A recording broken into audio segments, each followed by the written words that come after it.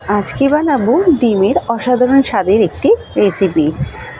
প্রতিনিয়ত একঘেয়েমি ডিমের ঝোল না খেয়ে এইভাবে হালকা গ্রেভির ডিমের ঝাল করে খেয়ে দেখুন, দেখবেন অন্য কোনো রেসিপির প্রয়োজন পড়ছে না, এক থালা ভাত নিমেষেই শেষ করতে পারবেন। এই রেসিপির জন্য লাগবে, প্রথমে আমি ডিম সেদ্ধ করে নিয়েছি, আলুও সেদ্ধ করে নিয়েছি, এখানে সাথে নিয়েছি শুকনো লঙ্কা, কাঁচা লঙ্কা, আদা, রসুন, গোলমরিচ, পেঁয়াজ কুচি, টমেটো কুচি। এরপর কড়াই পরিমাণ মতন তেল দিয়ে একে একে পেঁয়াজটিকে ভালো করে ভেজে নেব, পেঁয়াজ হালকা ভাজা হওয়া অবধি। হালকা ভাজা হয়ে গেলে দিয়ে দেবো আদা, রসুন, গোলমরিচ, কাঁচা লঙ্কা, শুকনো লঙ্কা, সেইগুলো সব কিছু একসাথে ভেজে নেব।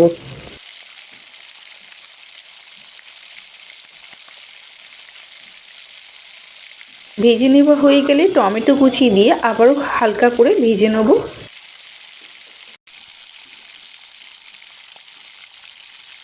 সব কিছু ভালো করে ভাজা হয়ে গেছে, এবার একটি পাত্রে রেখে ঠান্ডা করতে দেব। অন্যদিকে বাকি তেলের মধ্যে আগে থেকে সেদ্ধ করে রাখা ডিমগুলো সাথে নুন হলুদ দিয়ে ভালো করে ভেজে নেব। যতক্ষণ ভাজা হবে মশলাগুলো দিকে ঠান্ডা হয়ে গেছে, শিলে নিয়ে ভালো করে মিহি পেস্ট করে নিচ্ছি। আর এইদিকে কিন্তু আমার ডিমগুলো ভাজা হয়ে গেছে, ডিমগুলো একটি পাত্রে তুলে নেব। বাকি তেলের মধ্যে ফোড়নে দেবো কালো জিরে দিয়ে বাটা মশলা দিয়ে ভালো করে কষিয়ে নেব। কষিয়ে নেওয়া হয়ে গেছে, সামান্য মশলা দেওয়ার জল, নুন, হলুদ, ধনিয়া গুঁড়ো, জিরে গুঁড়ো দিয়ে ভালো করে কষিয়ে নেব।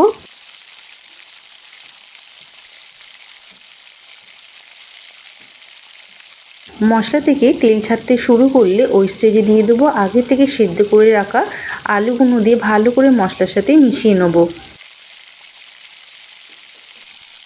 হয়ে গেলে যেরকম ঝোল কিংবা হালকা গ্রেভি যেরকম খেতে চান সেরকম অনুযায়ী কিন্তু আপনারা জলের পরিমাণটা বুঝে দেবেন।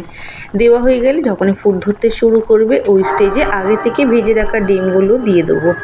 ভালো করে ফুটে গিয়ে যখনই ঝোল ফুটে গামাখা হয়ে আসবে ওই স্টেজে কিন্তু নামিয়ে নেব। ডিমের ঝাল কিন্তু এখানে পরিবেশনের জন্য আমাদের একেবারেই রেডি। দেখতে যতটা লোভনীয় হয়েছিল, খেতে কিন্তু ঠিক ততটাই কিন্তু অতুলনীয় হয়েছিল।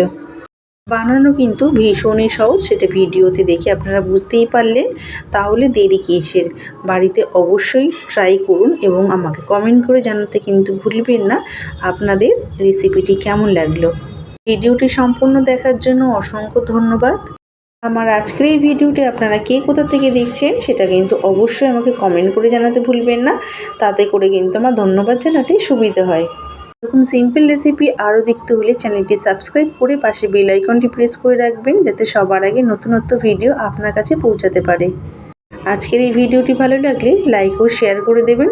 ফিরছি পরবর্তী নতুনত্ব কোনো ভিডিও নিয়ে, ততক্ষণে ভালো খান, ভালো থাকুন, টাটা।